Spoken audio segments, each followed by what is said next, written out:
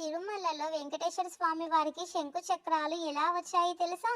1000 సంవత్సరాల క్రితం కొంతమంది శైవులు వచ్చి ఇక్కడ ఉన్నది వెంకటేశ్వర స్వామి విగ్రహం కాదు, సుబ్రహ్మణ్య స్వామి విగ్రహం అని అంటారు.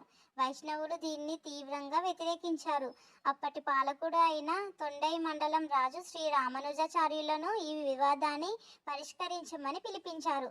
రామానుజాచార్యులు ఇరుపక్షాల వాదనలు విని తరువాత వేదశాస్త్రాల ఆధారంగా ఇక్కడ ఉన్నది మహావిష్ణువు అవతారమే అని చెప్పాడు. కానీ రాజు సమస్య ప్రజలకు కూడా అర్థమయ్యేలాగా స్వామివారు తాము ఎవరో తెలియజేయాలి అని కోరాడు.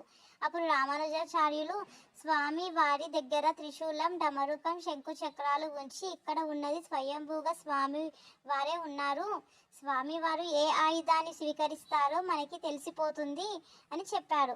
ఆ తర్వాత ఆలయం ద్వారాలు మూసేసి అందరూ వెళ్ళిపోయారు. మరుసటి రోజు అందరి సమక్షంలో ఆలయం ద్వారాలు తెరిచినప్పుడు స్వామివారు శంకు చక్రాలతో దర్శనమిచ్చారు. ఇలాంటి మరిన్ని వీడియోస్ కోసం ఈ వీడియోని లైక్ చేసి సబ్స్క్రైబ్ చేయండి.